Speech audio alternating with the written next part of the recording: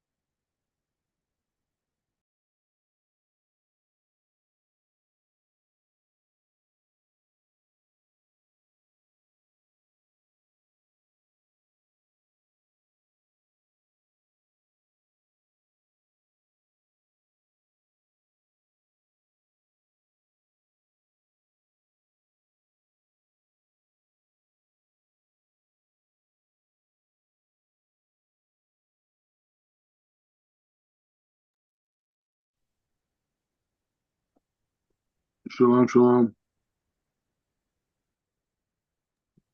Shalom. So, hey, Shalom, Shalom, shalom. shalom. how's everything? Everything's well. Everything's Yeah. well. So wait, is it like is it like rainy season where you guys are at, or Yeah, the rain is starting to come down now. and sometimes they have like where you guys are in Houston, No, we're in East Texas, deep East Texas. deep So East we're Texas. like we're like 2 hours east of Dallas. Does the water get very high out there when it starts raining, or In some areas, like we have flood zones, but no, not a tremendous amount of water. There's some low areas, but not a lot. mm. So one of the like big like concepts around this like kind of like path we're going down is seeing that like now like when we talk about like marriage and relationships and all these different things, it's like you got to think about it. A lot of the first stages of marriage were based around like economics, right, and safety, right, and it was very like tribal based, these types of things. And so we really have evolved, in this era where women don't necessarily need men for financial support in a lot of cases. And even because of the laws on Western society have really, have grown tremendously in terms of protecting the rights and things of women, that now you see a dilemma in a lot of marriages where it's like, well, people say, well, why should I get married, or if they did it and it didn't work out, why should I do it again, or what is the purpose of marriage, this whole thing, like if I want to have a relationship, I got a relationship, what's the purpose of marriage, right? So I think this is a great time in history where we could kind of like reevaluate, like analyze that situation and say like, hey, you know what? The physical aspects of marriage have been like exhausted on many levels. And so now we have to go into this spiritual connection of what a marriage is, right? And so this concept of like, learning Torah together, right, is a way for two people to learn about each other's soul, right? Because it's only a few times you get to see a person's like inner essence, right? And it's when they're speaking about the inner essence and they're communicating with the inner essence, you get that kind of idea, or you hear someone sing a holy song or something, right? And so this path that we're going down is really, the way to really connect to, other couples, right? Because a lot of times, like, we've had like, in Western society, we have a very top-down approach. There's like a preacher and then there's a listener. You know what I'm saying? And there's, and that is not the learning that I learned here in Israel. Yes, you have a rabbi who like kind of like, like steers the ship in a way. You know what I mean? But in essence, it's a dynamic of friends, the chavrusa, right? This idea of like sitting and being able to exchange thoughts. And the thing is, with your learning partner, it's not so much that you guys are checking each other on the information, right? But rather you're learning about the way that he or she understands that information, right? The way that the Mm. uniqueness of the way their mind is, and how they understand this experience or whatnot, right? And through that you gain an understanding of your own uniqueness, because in order to see someone else's uniqueness you have to see your own, right? And so now this whole aspect of Torah learning is really a mechanism to bring out your internal uniqueness and like kind of like show it to each other. You know what I mean? It's like that aspect of like Adam and Chava before the sin, right? When they were totally revealed and they weren't ashamed and they were totally like confident and connected to that aspect of their inner essence. And that the Torah learning is getting back to that place, right? Is to get to that place where that internal part is at. And so that's the future. And it's like, especially when we talk about instituting things, especially with families that feel connected to the tribes of Israel, and feel they have this history, this ancestry, and they want to enact it, these types of things. It's like that older model of education is not where it's at. You know what I mean? Because it's like that's the top down approach. You know what I mean? That's not the ways of our ancestors. The ways of the ancestors where people sat, they communicated, they shared perspectives, they learned uniqueness, they weren't in competition, right? They didn't have to show dominance. This is a very Western, very Asav, way of seeing things, having to be in power, dominate. So like, I know more than you do. Okay, I got more authentic sources than you have. But that's not the point. The point is saying that this component, right? And so when we talk about the Torah learning and these types of things, and we have a pretty interesting class today, but we talk about Torah learning and like really building that out, right? It's like you have to like really think like what is the real issue here, right? When we talk about the issue with Torah learning is that the problem that what religion does is that religion departmentalizes, right? And so, prayer is over there, Torah studies over there, you are right here, communities over there, God's presence is around if you're good or bad, you know what I mean? And it's like all these fragments, and that fragments, creates an aspect of complacency, right? And it makes people feel that, I could take shortcuts and, maybe I could do this if no one's watching, you know what I mean? These types of things. So they see it totally separate. And so the reality that it isn't, right? Everything is totally connected and everything is in many ways testifying against us, right? And so that awareness, right, and that connection, that awe, and even that fear is what we're supposed to get to learn. Anyway, so with that being said, what I want to do is I want to focus on a main concept, which is connecting this idea of the reality that we live in God's will in ourselves, right? And because this is a class to teach people, this is like you bringing people in, because most of the African Americans are going to be into, that are into the things that I'm talking about, and the Robin Hood and everything are more like, they're people who are college educated, you know what I mean? They're people who are sophisticated. They're educated, regardless of what college they went to or whatever. But the point is saying education in an academic sense, you know what I mean, is has a value in that structure of knowledge. Okay. So, and the thing about it, what's so great about it, these aren't like design, these are like ideas on like saying like, well, you know what? It's so important for these connections to happen. How do I bring these ideas together, right? So it's not just the frame of, hold on one second. So we're gonna do it like this. Okay, so I'm gonna bring this video, and so this video is, whoa, that's us. Um, uh, so here we go. Okay, so this video. The moon is not. We get into it. Okay, so the video is like this, right? So the video is we're gonna talk about this idea of how do we understand creation, right? Because like think about it, we have a class, right? We have a class and we want to bring people into the 6 days of creation, right? People may not know so much about religion, they're open to it, this, blah, blah, blah. We want them to be able to understand what the Torah is, what's going on, right? And so the religious approach is that you should read this book and you should just have fear because this entity called God is, above and this, and you should be faithful and these types of things. And I get it.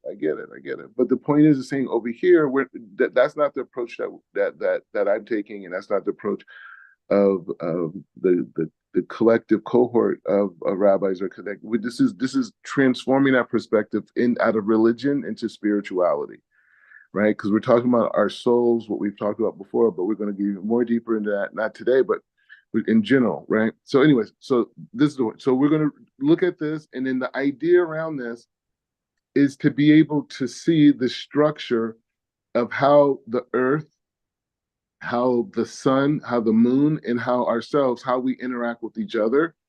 And we're going to look at it, and we're going to look at it as a frame of God communicating with us. And then after that, we're going to go into the midrashim, and we're going to bring out some very specific points.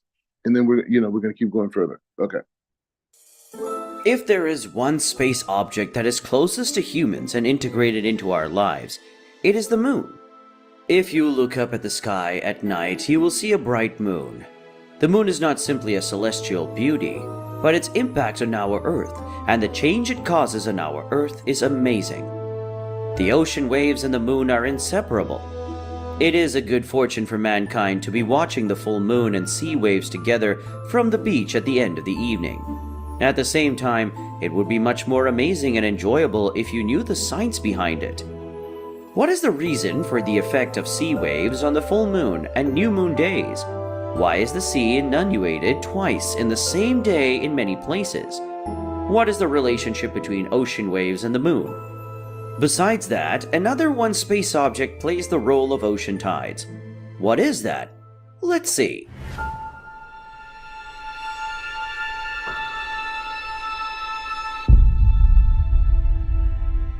Many of us don't know the difference between waves and tides. If the wind blows fast on the land, it hits the soil particles on its surface and creates dust layers at that place. Similarly, when the wind hits the surface of the sea, it vibrates the seawater up and down, causing it to rotate and form waves. These waves move from the center of the ocean towards the coast according to wind speed. Usually this wave is 1.5 meters to 3 meters high. Tides mean the rising and falling of the water level of the sea. When the sea level rises, it is called high tide. When it falls, it's called low tide. If you've ever been to the ocean, you wouldn't know the difference, but those who live by the ocean side know it well. High tide and low tide occurs twice a day. Well, why does the sea level rise and fall? The moon is a significant cause of these formations. The moon orbits around the Earth due to our Earth's gravity. There is a tidal force between the Earth and the moon, and it is due to this force that it becomes tidally locked and rotates continuously. This tidal force is responsible for the formation of tides on Earth. In other words, just as the Earth attracts the moon attracts the Earth.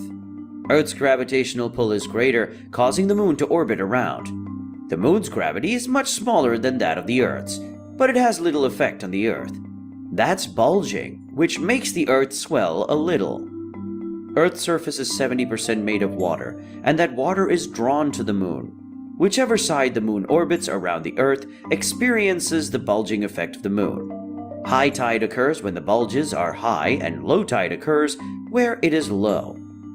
So in 24 hours, when the Earth completes one complete rotation, high tide occurs twice, and low tide occurs twice. Of course, in reality, the Earth isn't a smooth ball, so tides are also affected by the presence of continents, the shape of the Earth, the depth of the ocean in different locations, and more. The timing and heights of the tide near you will be affected by those additional elements. We think high tide occurs only on the full moon, but the truth is that both the tides and waves are high during the full moon or the new moon. The reason for this is not only the moon, but also the sun. The main cause of these bulges on Earth is usually the moon, but the sun also plays a role. The sun is the reason there are more waves and tides, especially during the full moon and new moon days, than on other days. Just as the impact of the moon causes a bulge on the Earth, similarly the sun, which is several thousand times more massive, also causes a bulge on the Earth. On normal days, the influence of the moon is more. But what is special about full and new moon days is that the Earth, sun, and moon are all aligned in a straight line. At that time, the bulging caused by the moon and the bulging caused by the sun is combined, resulting in greater bulges than on other days. If the Earth is between the sun and the moon, it is a full moon. If the moon is between the sun and the Earth, it is a new moon. Because these two are in the same straight line during the event, there are more waves and tides. This phenomenon is called spring tides. Another phenomenon is neap tide. This means there will be few waves and tides. When the moon is perpendicular to the sun and the Earth, the bulges caused by the sun and those caused by the moon balance each other, so the tides are lower than on other days. Many people think there is no moon during the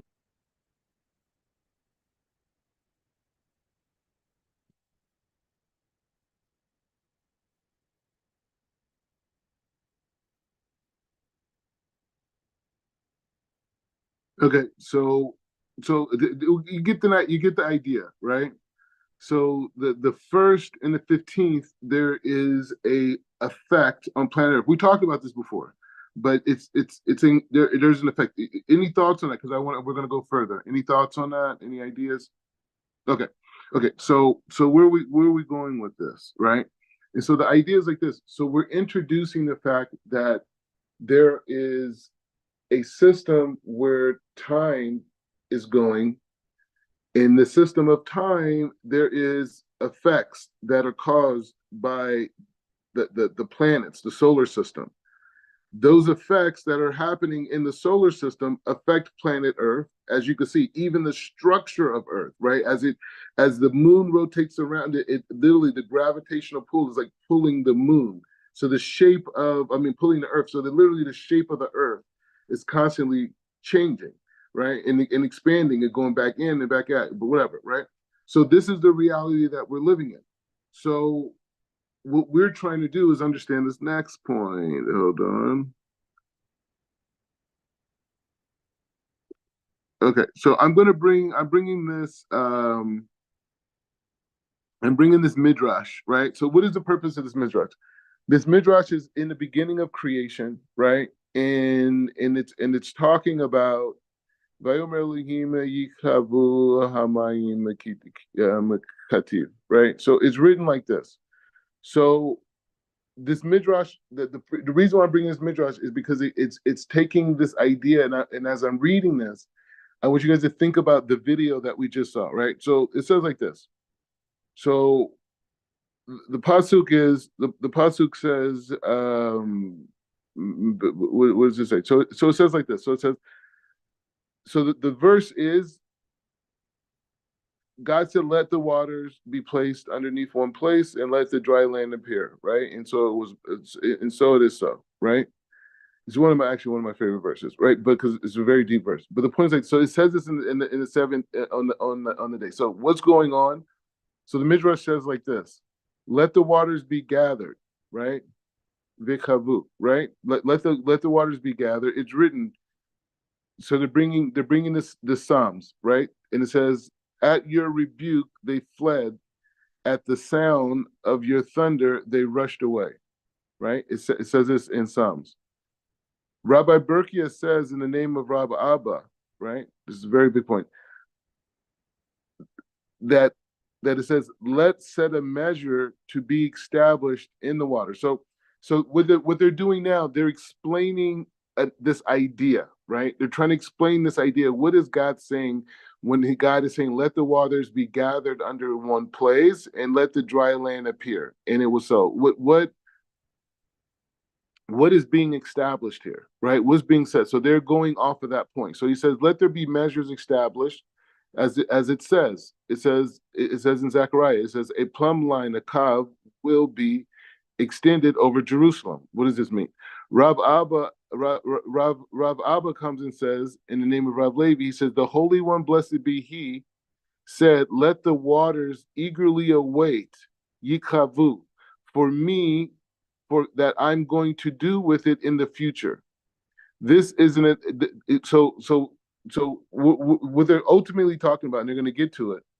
They're talking about that when we're learning creation, it's not just that God created the world; it's that God gave the creation a mission to do on every single second. Right? So water, everything that you've seen water do was put into it when God created water and gave it directions. Right? And so we're going to go further. So they're going to bring an analogy to help us understand this, right? Okay, so here's an analogy. It's an analogy to a king who built a palace and settled mute people in it. I guess mute people. Why do you do? I don't know. He says, and they would raise early and inquire regarding the king's well-being with gestures, with fingers and handkerchiefs. And the king said, if they could speak, it would not be even more so. It would not even be more so. This was a rhetorical question. The king then settled speaking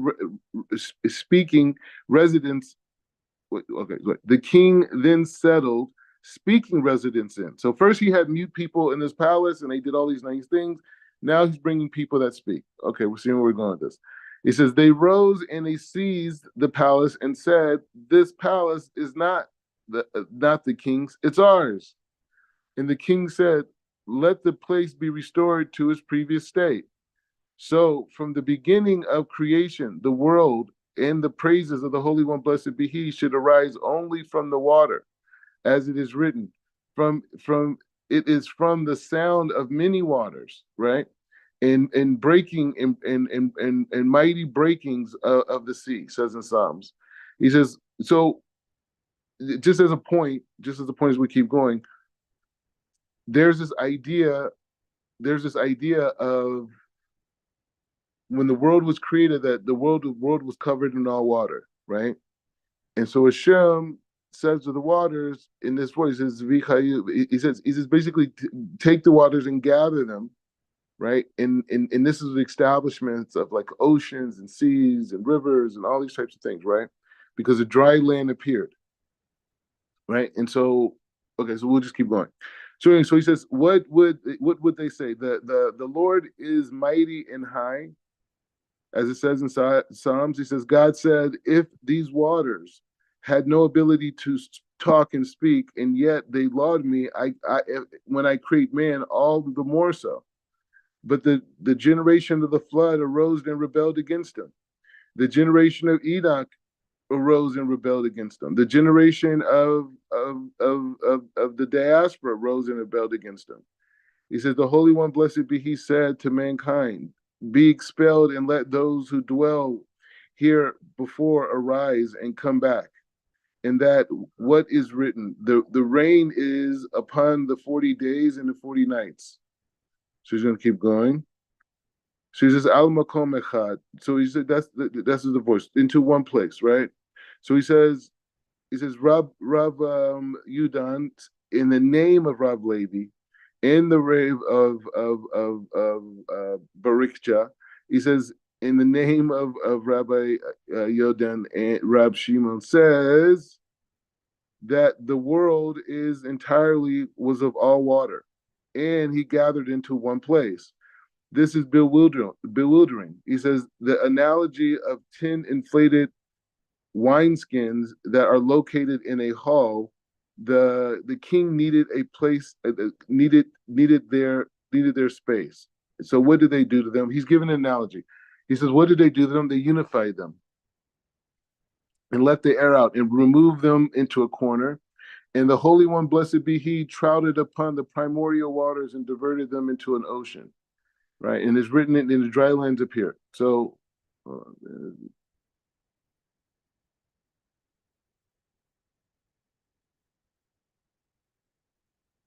I'm looking for one particular verse.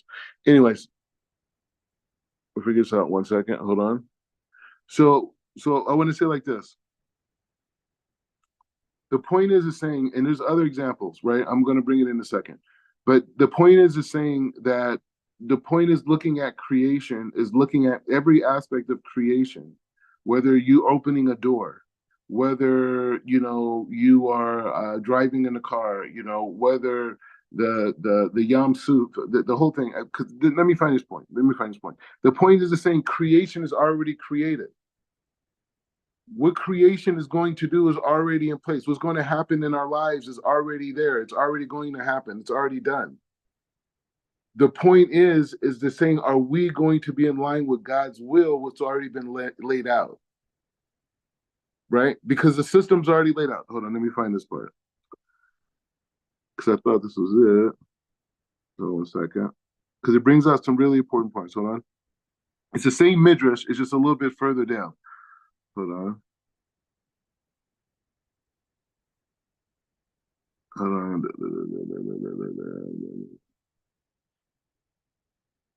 Okay.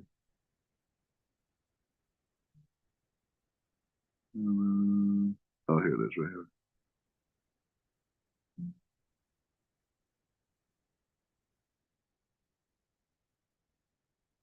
All right, so this is the thing. The first part that I read was what I was reading before you guys came on. But this is this is really a part of the class, right? So we have to go back to that experience of the video, and the video showing us that how the structure of the earth is affected tremendously during the first of the month and the 15th of the month, right? And we're seeing that design, and so we're seeing this whole concept of water, and we're seeing the earth. We're seeing this whole thing function because this is the reality.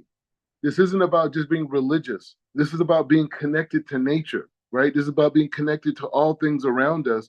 And if that's not a part of our spiritual experiences, we're going to have gaps and go and seek God in other places, right?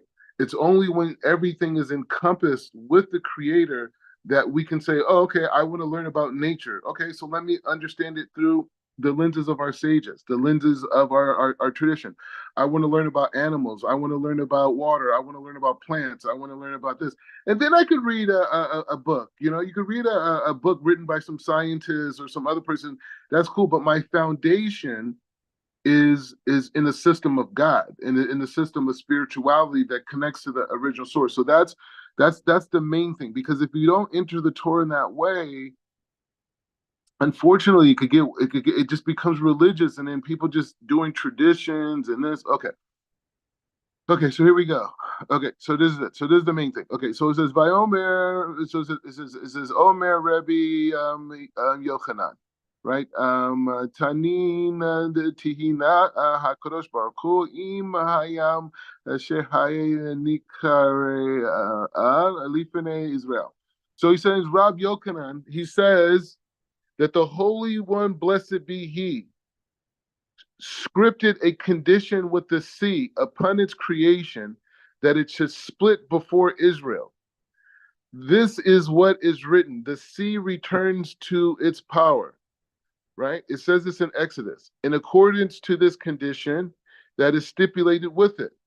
So this is the thing. So yeah, so this is what we were just talking about, right? So this idea that when God created the waters, and He created condition with the waters, that they should respond a certain way at this particular time. Meaning that what they're saying is that the Yam Suf already had that it was supposed to split at this particular time, on this particular day, at this particular moment, when these particular people were going to approach it. Now, when we think about how big of a statement that is, like how big that is, what we're saying is that since the beginning of creation, there was a succession of events that happened that Israel was able to be at this particular place at this particular time. Meaning the flood of Noah had to be at a certain exact time, and he had to rise at a certain time.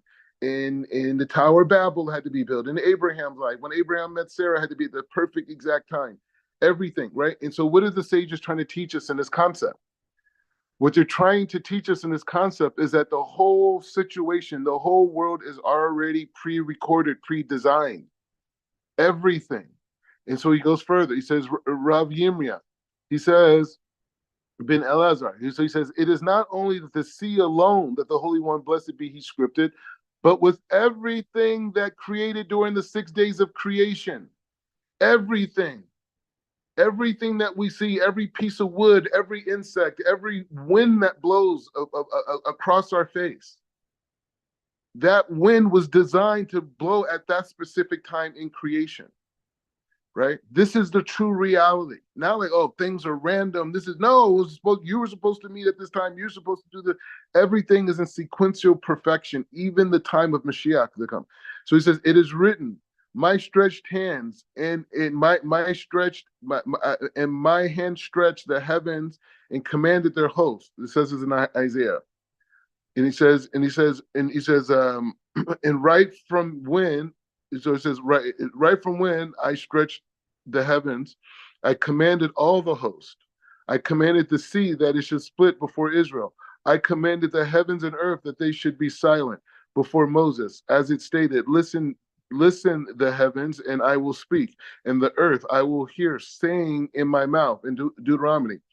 I commanded the sun and the moon, as it says that it will stand before Joshua. So this was already before there was Joshua was going to happen. Meaning, if the Jewish people never left Mitzrayim, the sea would have still split.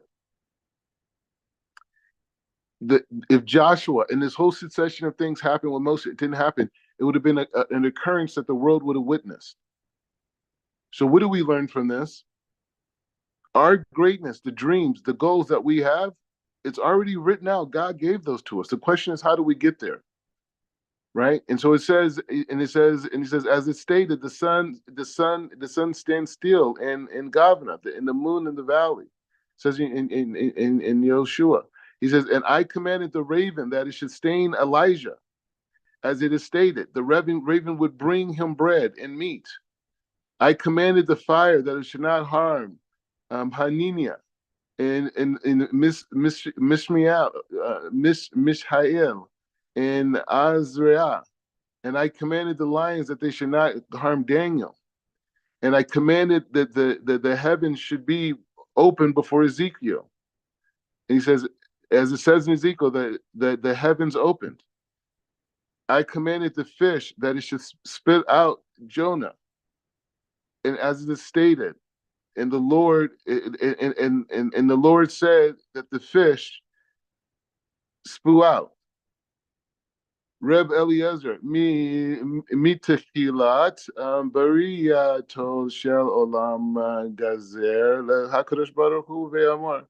So he says, and he says, Rabbi Eliezer said, at the beginning of creation, the Holy One, blessed be, decreed, the waters be gathered. He called the waters of the sea. He says this in Amos. He called the waters of the sea twice. He says it first in the verse in Amos in chapter 5, verse 8, and he also says in verse 9, in chapter 9, verse 6. He says it twice. Once for the generation of the flood, and once for the generation of Enoch.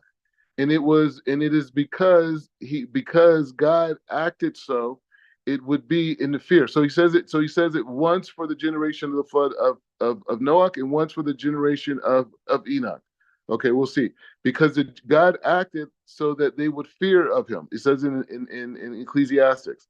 This is an analogy to a providence that rebelled. So they're bringing an analogy or metaphor to a providence that rebelled against the king.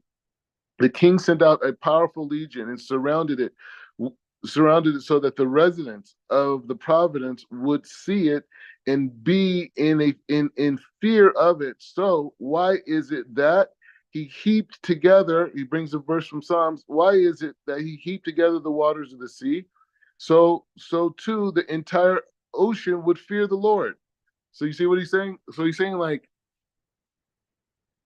so he's saying that he says, so let's go back. So he's saying that they're asking a question. Hashem says, let the waters be gathered. He says that in the beginning of creation, right?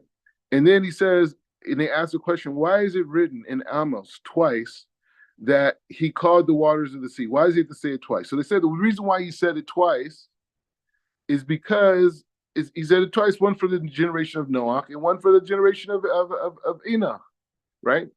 And so he says, and he said, because God acted so they would fear him, right? And so they bring the analogy of a king whose providence rebelled against his king. And the king sends forms a powerful surrounding, a powerful legion to surround it, so the residents of the province would see and fear him, right? And so he says, so they're asking the question, so why did God say, let's gather waters? He said, so the waters would know that God was superior to it, if that makes sense, right? God wanted the waters to see that, right? Right? So we'll go a little bit further. So it says Be no ag she olam be olam Adam mi pane kile mile betok kali rechan. So he says like this: the way that the world is, that a person empties a full vessel into an empty vessel. Can one perhaps pour a full vessel into another full vessel? The earth is in its entirety in all of the waters, and yet you say to one place. But why here we see that a smaller place was able to contain such a great amount than its size.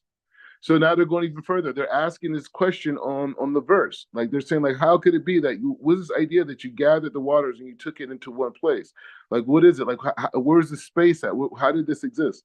Vikara Elohim leyabasha haaretz le'ma'an nikara meshema haaretz. And so he says, and so he goes to this next verse. I mean, we could keep going, but I just want to save time and just go into a discussion with you. So the point is like this. The point is like this. We're seeing that the physical world has intelligence inside of it, right? And that intelligence inside of it is a guidance system to God's goal for us and God's, in essence, salvation for us, right?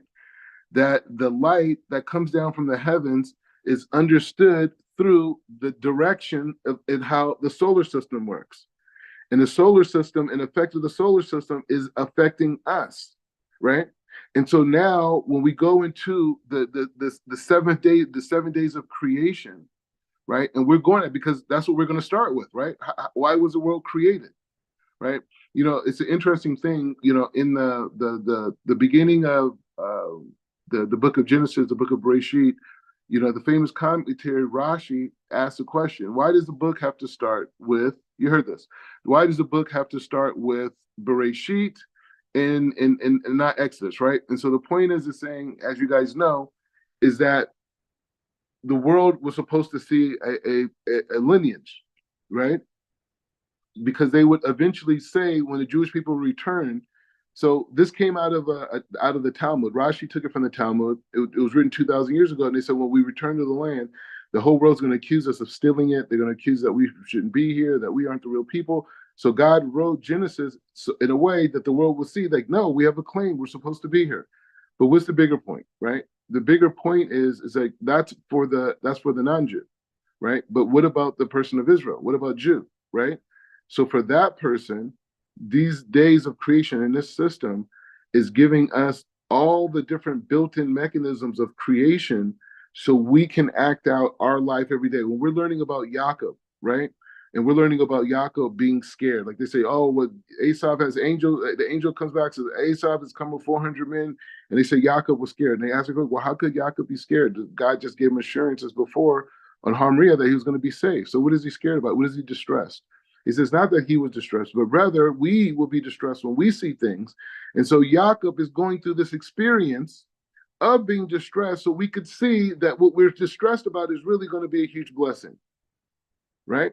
The outcome is going to be a huge blessing, but we needed to see Jacob go through that so we can understand that when God presents a image, an experience to us that looks like, oh, well, this is going wrong and that's going wrong and this isn't going to happen, and that's going to happen, that we would see that no, we have the technology. We're not reading the Torah in the frame of saying like, oh, what a great story, and I got so much strength out of it. This, wow, it's like it's greater than Harry Potter can ever be. No, God forbid. What we're saying is saying that no, we're reading the Torah in frames of technology that we can analyze reality from, right? That we can see exactly what's here and what's not here, what's good for us and what's not good for us in this limited frame of perception, right? I think you guys may have saw the other class I did with a couple. We talked about the ability not to see, that we only see 1% of reality, and there's a whole 99% happening all around us, right? And we can't see that, right? And so we function in that reality. And not only that, what we do see with the 1% ability, we think it's just random and it doesn't have intelligence, right? And it doesn't have a purpose and it doesn't have a meaning, right? Did you guys get a chance to see the class last night with Zion Lex? What were your thoughts on that with the reincarnation stuff? Well, you know, we're still trying to take quite a bit of it in, but you know, it really, what it does is it just makes you kind of think about.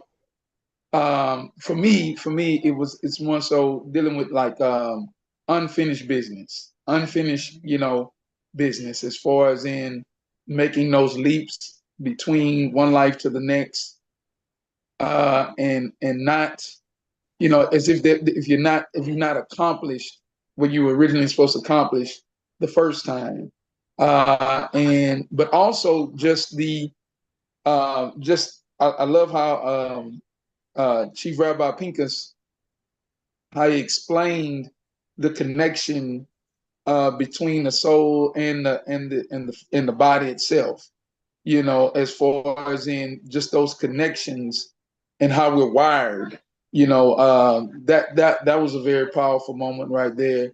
Um, and also understanding, you know, there's some other areas that he went into that deals with, you know, just the spiritual realm, the spiritual world all in itself, and how we're connected to it, from the aspect of you know, like even dealing with the walls in your home and how everything is really alive, you know, and how you know how when you speak, your words are reverberating from your surroundings, you know, and so it really makes you be more aware of how well you're connected to everything and how everything is there, you know, everything is has a purpose and a plan. You want to say anything? Oh, I just, it was, I have to go back and watch it again because it was just so much information. And it was, just things that that you talk about and you think about. And sometimes, often, in certain environments, you're not able to really dig deep into these type of spiritual matters because people just don't necessarily understand. But it's really a blessing to be able to, based off of what you just shared, and just thinking about how even if Hashem, if the children of Israel would not have arrived to the Red Sea and that it would still have split, it makes me just kind of think about the spiritual side of what Rabbi Pincus, Chief Rabbi Pincus was speaking about, and just kind of correlating it with just encounters that I know for myself. Hashem deals with me a lot with dreams. And so it's like, okay, you should show me something. And even if even if you hadn't shown it to me, this would still be it, because this is what you have already destined to be. And so I'm gonna have to go back and watch the video again, to really get more on that. But I know that the things that I did glean from it about us being very spiritual, and just being able to look at how certain things express what a person may or may not be encountering or dealing with in their own personal life. I just thought it was a blessing. And I'm just grateful for, like you said, the technology and the understanding, so that we can begin to really grow and develop as a people. And go ahead. Well, go ahead, because I have a question. All right, so no, go ahead. I really have a question. Go ahead. Okay, well, hold on one second. The children. Yeah, they loud. Children, calm down. All right, so this is about this mainly is about what we just went over, about how everything has already been like almost like pre-recorded or designed. There's intelligence, and so everything has already been written down. Everything has been planned already. I had a while back, I was doing a study about dealing with the transatlantic slave trade, for example. Now I know that this is an event, as we talk about events in nature, okay, that has already been pre-recorded, and there's intelligence in that. But I'm also talking about, when we talk about the transatlantic slave trade, we're talking about events that's orchestrated by men, by men, and through mankind, that could really be prevented. But when we look in Deuteronomy 28, and we see the curses, and we see being carried away on ships and whatnot, do you think that, because it's something that I was thinking about, do you think that the transatlantic slave trade was already predestined to happen, and the Most High was warning us about it and about our behavior? And so because of our behavior, breaking his commandments, we got caught up in that storm, but because it was going to happen anyway in history? Or do you think that the transatlantic slave trade happened because as a reaction of our behavior? You follow what I'm saying? Yeah, and that's a really good question. That's a good question. And so that's the key thing right there. And that's the key thing, because the key thing is what is our tools for analyzing, right? What is our tools for analyzing? How do we analyze a particular situation? What is the line of reasoning that we use for a particular situation, right? And this is where the Torah power comes in, because the question is, were the Jews supposed to go? Yosef, brother, this week's parsha, right? What if the guy Yosef goes to, he walks up to him and says, "Hey, where are my brothers at?" Say he points him in the wrong direction. If he points him in the wrong direction and say he went to his brothers, later they wouldn't have been at the same spot that they're at, which means he wouldn't have been thrown in that pit. Which means when they pulled him out of the pit, those particular caravans that were going back and forth wouldn't have been going back and forth, which was the basis of him going into Egypt at a particular time. When he goes into Egypt, they sell him into slavery on a plantation thing, like just the same way they sold us into slavery. They were there. Potiphar was there, saw Joseph, and got him. But if he wasn't there at that time, he wouldn't have been able to get him. So everything on and on and on and on and on, all the way to the seduction, all the way being thrown in trials. And then you think about it, well, Pharaoh had his dreams. So say it was a week off, a day off, a month off. He would have never been able to give dreams to the butler and the cup, the cup holder and the butler, right? So I'm saying everything was sequential orders. The matzah, right? The matzah, if it would have went higher, they said it would have been too late. They wouldn't have been able to leave. So they had to leave at that particular moment, and they took it. So either these things are just randomly happening, or was already pre-designed. Even the geula, even us going into the geula, even if us being separated, everything, everything was already predetermined. It was already predetermined. That's the key. Slavery, transatlantic slave trade, destruction of the temple, Jews going into Egypt. I mean, Jews going into to what we call Africa, Jews going into the Midwest, Midwest, people going into the Middle East, Europe, other places. You know what I mean? Like that whole thing was already pre-designed. And that's the humility of life, because the ego doesn't want to believe that. The ego wants to believe that, no, if I would have just did it differently, it would have been a different result. And you could dwell on it and you could think about it and you have this thought and you're so empowered and you could think about how much power you have and you didn't use it the right way and this whole thing. And if it just did it differently, no, it was there. You were supposed to feel that way on that particular day. Now, so if that's the case, what is free will? Right? If that's the case, what is free will? Right? Because what we're saying is, you guys there? Hold on. See, my screen is frozen.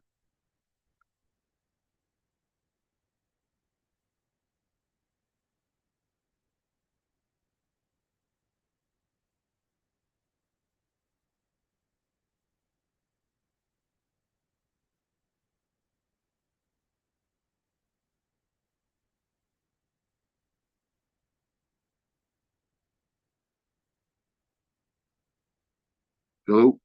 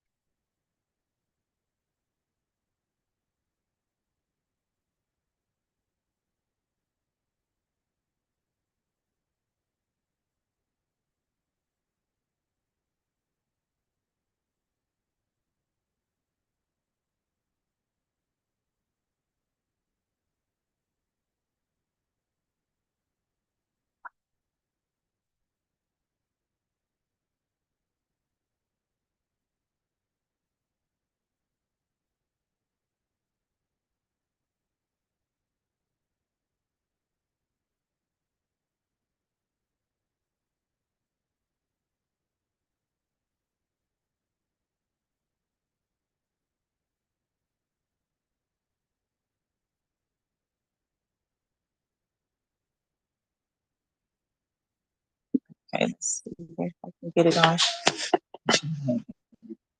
Oh, there it is. Funny. No. Yeah, it's all good. Can you come over? Yeah. In there? Yeah. Mm-hmm. Okay. Okay. Okay. Can you guys hear me?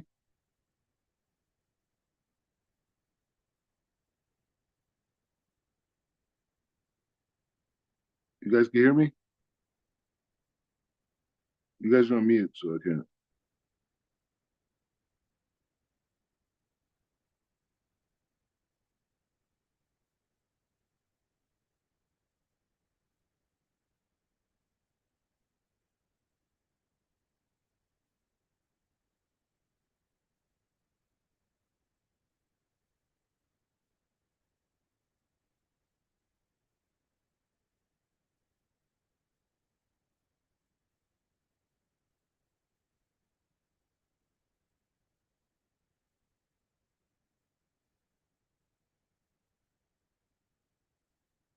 We're in the holy month of Kislev. We're in the holy month of Kislev. It's the month of miracles. It's the month of being able to see. Here we go.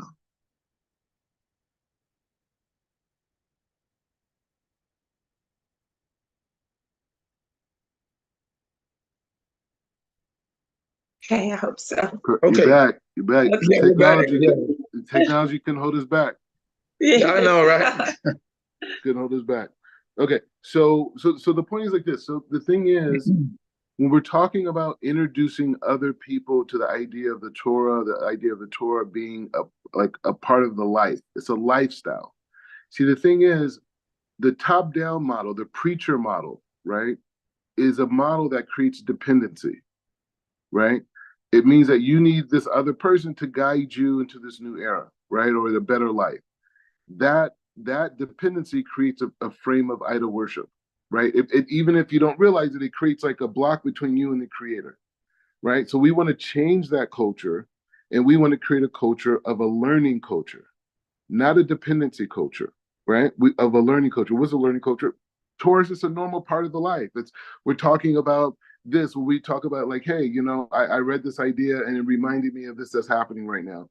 Or you have an idea in the morning, or you learn a little bit. You learn just like a few verses in the morning in a commentary, and you just have it in the mind in the morning. Normally, people wake up and do the 18 blessings together, right?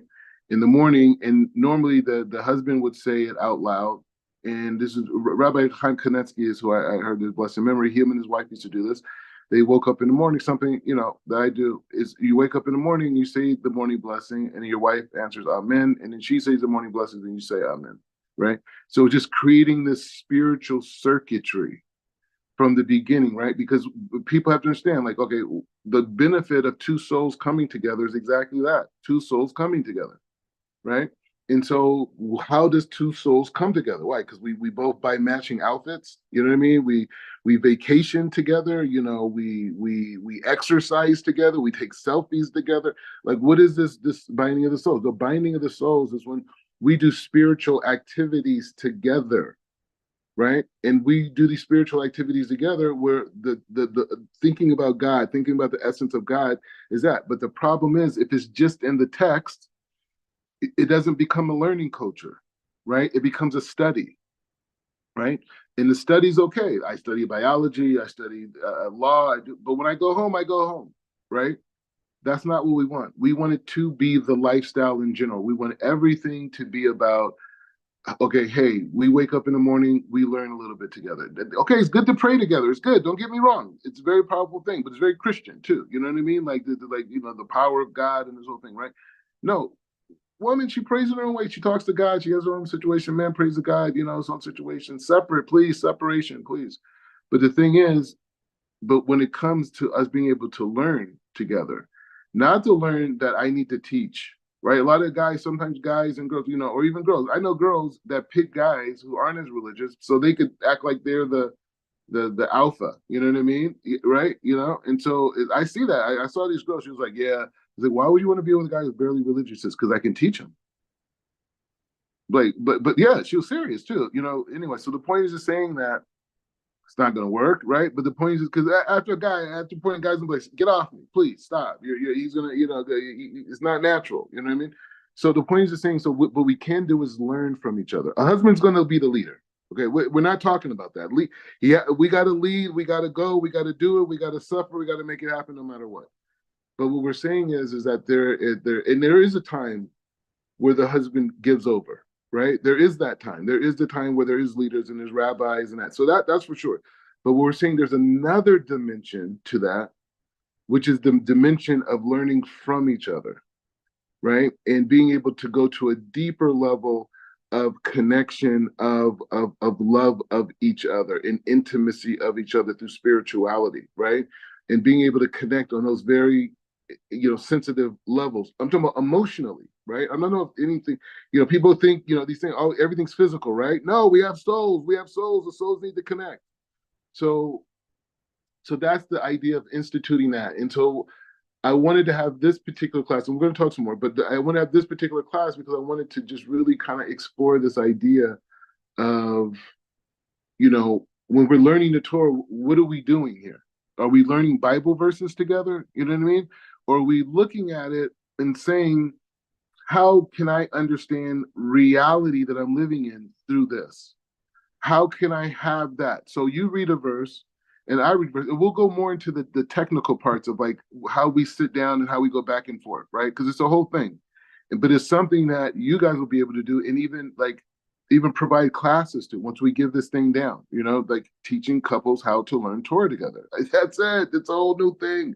And it's nice and it's rich and it allows community to come together based off of learning and this. And it's non-denominational. You know what I mean? Like you don't have to be an Orthodox Jew to have these conversations. You know what I mean? Like you could be a human being that wants to learn about God. And we're going to speak about it from the perspective of our heritage and our experiences and these types of things. That we're going to talk about the transatlantic slave trade, and we're going to look inside of the Torah and figure it out. And so that leads me to Chief Rabbi Pinchas. It's a real thing. Like it's saying like this. It's saying like let's really have a real conversation. Why did God put our souls into this reality? We can't be scared to ask that question. Why was my soul here? Why I could have been I could have moved. I could have been a part of some family somewhere where I lay on the beach all day. I had pina coladas. I surfed this. I fell in love with the girl. I fell on the guy. My heart broke. This. Why I got to come in and be black and deal with all this stuff? What's going on here? Is it a diss or is it an elevation? Right? And so this idea of being able to say, even if you go to even Christians, even Muslims, everyone believes in resurrection. I said that last time. Everyone believes in resurrection of the dead. So what's the issue with reincarnation? Souls come down, souls come up, souls move around. It's all over the same place. We believe Eliyahu Navi. We believe all that. So what's the thing? Why is it difficult to understand that this 99% reality that we have going on around us, that there's souls there. There's souls that come from the heavens and they help us. We walk in that door. It's a horrible situation. I'm going to meet that person. And that person's going to lead to this terrible experience and this terrible experience. And then some force pushes me into going the other door. Happens all the time. Go ahead. Let's see. It's interesting. Okay.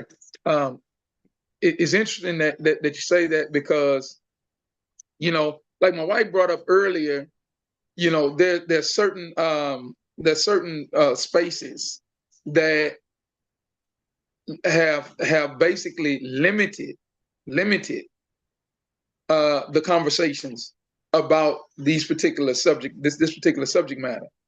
In particular, when we talk about reincarnation, right? If you go into some circles and you say you just use the word reincarnation, most minds go to Middle Eastern mysticisms. They go to Hinduism. They go into these different mindsets. However, in those same circles, when we talk about the Brit Hadashah, which the New Testament, right? When you talk about that, the whole concept of reincarnation is all over the New Testament. Is all in there. From the mindset of when they talk about for example John the Baptist, Yochanan the Immerser, right? There's this mindset about who he is, about like who are you? Who are you? And some would say that he's Elijah. Some would say that he, and then the same also with Yeshua, with the Christ, right? So this whole is what we like to look at is that these concepts are not foreign and they're not taboo, because if they were taboo, they would be rebuked in these conversations that we see within the Brit Hadashah. And so if they're not being rebuked, if this is not something that is taboo, then it has to be something that we need to open up a conversation about and discuss and say, hey, listen, wait a minute. This is not just found in these other belief systems, or is it something that men knew about and understood and had a common understanding about, just in their culture, within their cultural parameters.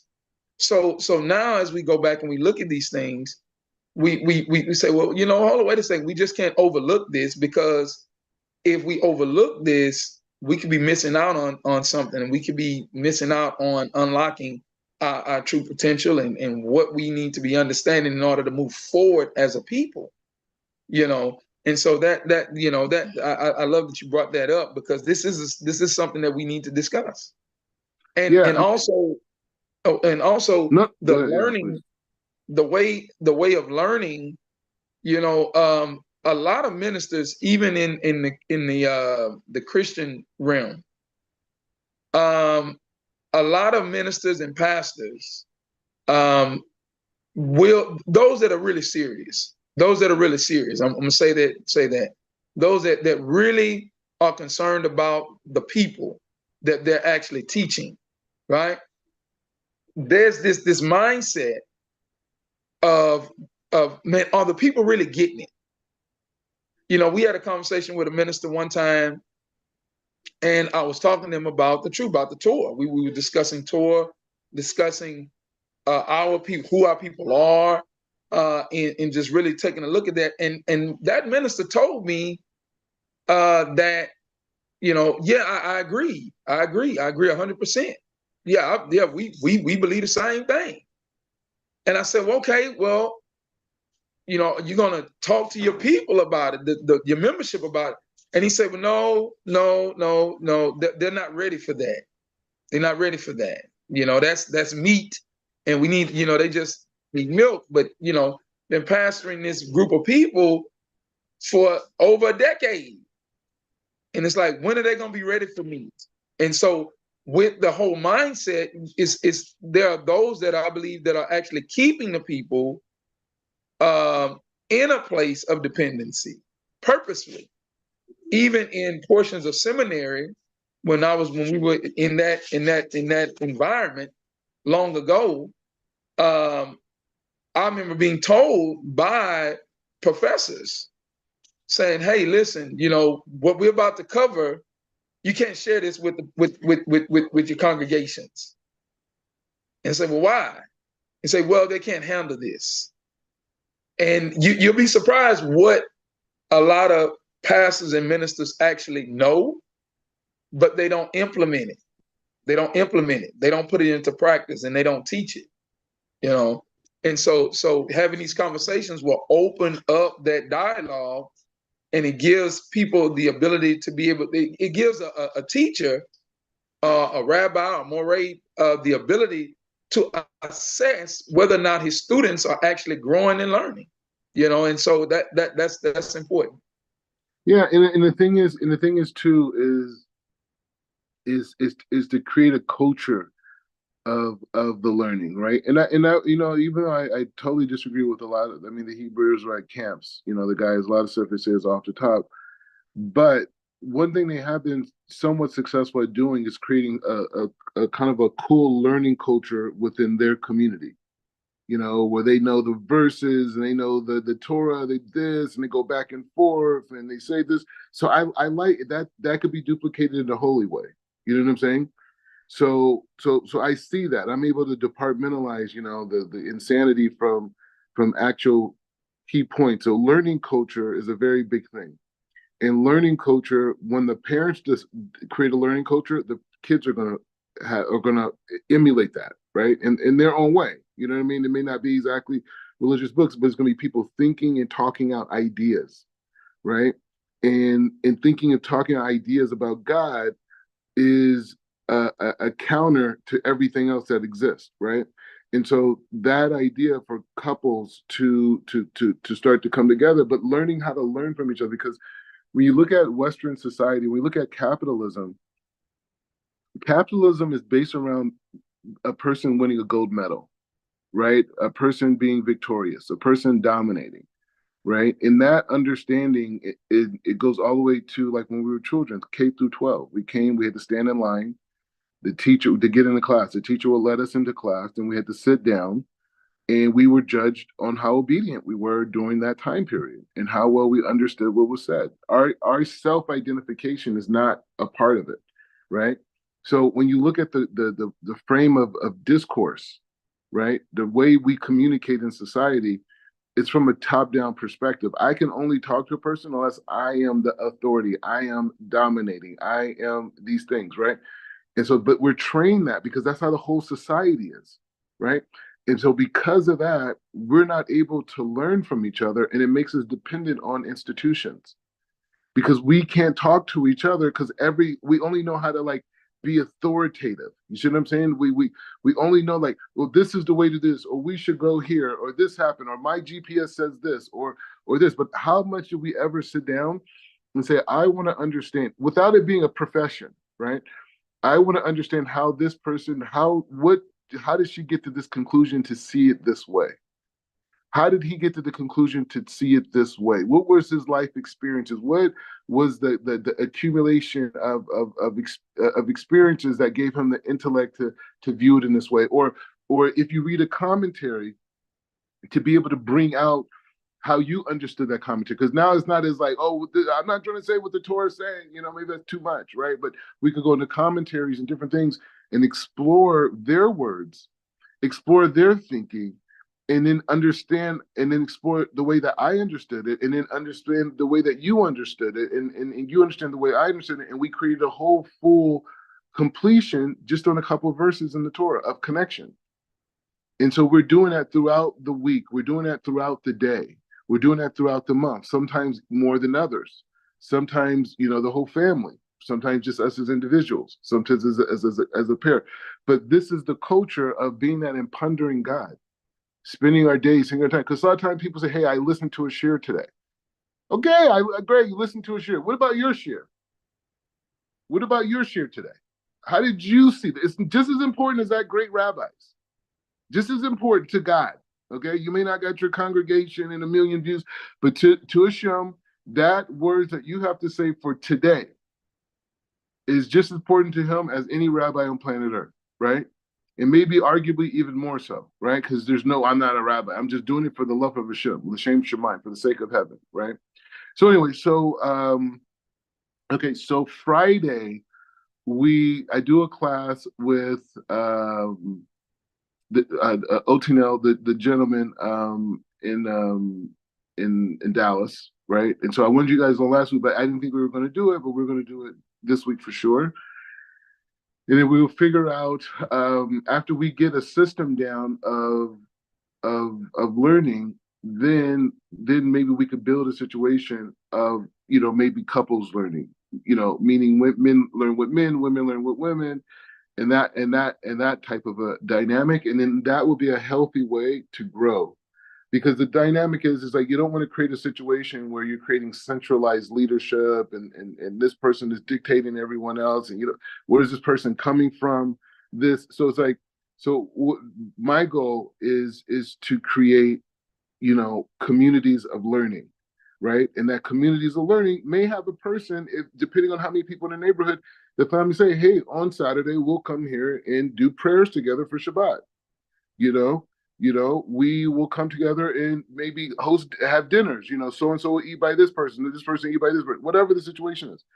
We'll have that, and then on that day, maybe someone leads the prayer. But it's not like the rabbi is there and he's dictating. It's community based, and it's based around learning and family learning, and it's non-denominational, but it's Tanakh only, right?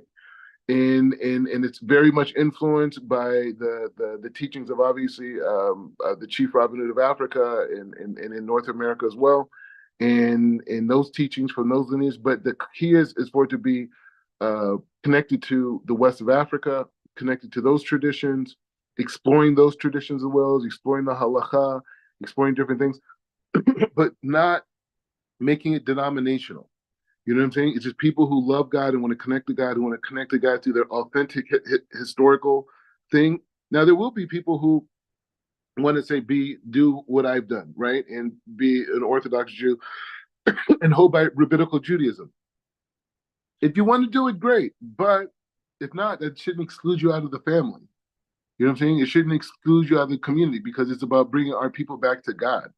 And everyone's at different stages. In rabbinical Judaism is not the end-all solution. You know what I mean? It works for me, and it works for other people. Rabbi Pinchas, most of the people we know, it works for us. However, there's a lot of holy people that are in our communities that need support, that need community, that need guidance, and given tools, right? And ultimately giving people tools to be successful in ways to analyze, ways to learn, and ways to think, and to be able to benefit from a person like myself or yourself or whoever else is around, right? And so So that's the idea. Is really like when I think about the 41 million African Americans, I just see us all as brothers and sisters, right?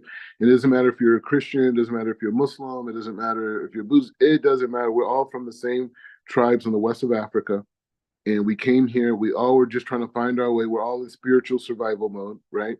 And so, okay, I get it, right? But the key thing is like this is being able to understand that and to know that and to be able to create environments where kosher Torah in a kosher way can be shared and studied and create a safe space where people don't feel like, there's somebody over them, there's someone doing this. I mean, you're gonna have teachers, we're gonna have classes, right? But still, the key is couples being able to build a deeper, intimate, spiritual relationship through learning, through discourse, learning about God, questioning the calendar, doing having things like Shabbat. But you don't have to keep Shabbat like me, right? I'm saying the person who's out there. But still, as a family, you should come together and eat Friday night, cut off the cell phone just for a night, get off the computer and sit and talk about life, catch up, this, and then after you have that moment, okay, if you want to go out and get wild, go ahead. You know what I mean? Same thing. Saturday, that's the next level. Saturday, saying, hey, no, it's a whole weekend for us, right? Kids, we're going to eat together. We're going to spend time together. It's a weekend for us. It's all of us. Then you have that, right? And then boom, and then you go into your next week, right? Next level after that would be, hey, we're going to do prayers together. You know what I mean? So there's different levels for it. And so when we talk about providing tools and books and resources and meditations and classes and all these things, it's for the broader community, right? And it's to help a group of people who've been separated from their core, from their history, just to have another alternative. A guy's Muslim, right? Devoted Muslim guy. Okay, fine. We're still learning Torah. We believe in Shabbat, right? We believe in kosher. You got your halal. We got our kosher. You know what I mean? And guess what? We still came from the same tribes in the west of Africa. Here's a little information about that, right? So that's how I see it. And he could go back to his Muslim life. Same thing by a Christian person. Same thing by an Orthodox Jew. Whatever. Anybody who's African American in this space, we want to be able to provide a spiritual safe space that tools are given, researches are given, learning culture is around them, and they could explore their uniqueness. Because, like we said, if I'm learning about your soul and you're learning about my soul, that means that I'm learning about my soul and you're learning about your soul. And so the more that we learn about our inner essence, this is the purpose of why we were created, right? And instead of going through so many hardships and difficulties to reveal, like, wow, I didn't know I had that strength inside of me, we could fast track it by just learning Torah, right? And so that's the goal here. And yes, I do have another couple. Have you guys seen I'm working with? And we're building up, right? You don't want to jump into things early, right? You want to let it settle. You want to get safe. When you plant a seed, it's like the seed has to feel safe, and then it exposes something you didn't even know it had inside of it, right? And so it's like at this point, that's what we're doing. We're just we're planting seeds, we're building more families, more communities, more people, and then eventually we'll all have Shabbat together. Eventually we will do holidays together, and then we'll have a system of, number one, trust, and then two, we'll have a system of how to introduce somebody. What are the types of classes? What are the types of questions? What are the type of responses? Because we're not bringing religion to the table. We're bringing spirituality, connecting to nature, to connecting to your fellow man, connecting to yourself, connecting to your soul, connect to your fellow soul, connect to the soul of the plants that you're eating, everything. You know what I mean? And so like getting in that place, breathing, these types of things, and healing, right? Because we don't need to be running to the next thing. We just need to heal right now and have people around us. Anyways, so we'll continue on. So Friday, so we normally do it at 15. If you guys could do it just an hour earlier on Friday, that would be a time for both you. You guys could join. Whoever else you guys want to have join too. But then also, Ochiel and his wife will also be there. So it'd be kind of like a way, we kind of like get like, it's not like so much you guys getting to meet each other per se. I mean, it'd be like saying hello, but it's a short class because it's on the weekly parsha, right? And so it's just something that I'm doing for the community. We have our individual classes that we're doing, but then there are classes that I'll be giving for our community that we're building. And so those classes will have, and it will also have eventually guest rabbis come on too. Like we'll have Rabbi Pinchas come in for a cute question and answer. We'll have other ways. There's a whole, like I said in the Rob Zion thing, there's a whole group of them, man. They're serious guys, and they all have different expertise, right? So we're building community, and what we're doing now, you guys supporting and this and all these things is just, it just creates a context that you just now those additional aspects of communities and their wives, right? Like Rabbi Pinchas's wife and all these different people. They're very high level people as well, right? And come from very prestigious families. Like Rabbi Pinchas's wife family comes from like a whole lineage of humongous rabbis, like chief rabbis, right? Morocco, the whole thing, right? So and she's with the people, right? Obviously, right? And so anyway, so all those things are there, and we'll keep building. Anyways, any last points, any ideas, anything you want to share for? Yeah. Yes, Chief Rabbi, I want to just say, Toda, thank you, and just Baruch Hashem for the wisdom and just the sensitivity and the just the care in which you are displaying for each and every soul that is involved in what Hashem is allowing to manifest in the earth before us right now. And I just pray that, Hashem will continue to bless the efforts, because oftentimes, when you brought up the seed and the nurturing of the seed, I do a lot of gardening, and many times we don't realize how we could put the seed in the right place, in the right environment, but then the weeds and everything comes and just chokes it. And so I just want to give Hashem praise for what you are doing. Amen. Amen. Amen. No, I appreciate that. And the thing is, it's definitely great things happening right now, right? And that's for sure. But I will say one point to that is just to say that, it's not like a lot of fanfare, around it. There's some people, support people like yourself, other people support, but in general, it's not a lot of fanfare. But the thing is, it's the greatest gift that it's not a fanfare, because, at the end of the day, the work that we do in this life is a testimony, to our life and the life that God gave us and who we are. And so sometimes our motivations could be, influenced by, people around us, right? And so, so when you have to do the work and there isn't a big fanfare, you're so lucky, because you could do it just for the sake of the effort. You could do it for the sake of the holiness, for the response, and it's not based off of approval from others. You're doing it to serve God. So I appreciate that. I receive that. But it's a great moment in history, and we're in it, and we're gonna push it. We're gonna push it. And the thing about it, and I said even last night in the podcast, the work has already been done. You know what I mean? Like it's already it's already Black people connect. All I'm basically doing, bringing to the table, is a mechanism for organization, for it to be organized, like connecting both worlds, Africa, Israelites, and connecting those worlds, and then also creating a brand around it, a brand that could be connected to kosher content that's okay for our kids to look at, okay for us to look at, and then also food, right? And being able to have our own brand of food that's connected to our culture in America and also in Africa, but it's kosher and it's, it helps us, it builds the whole thing.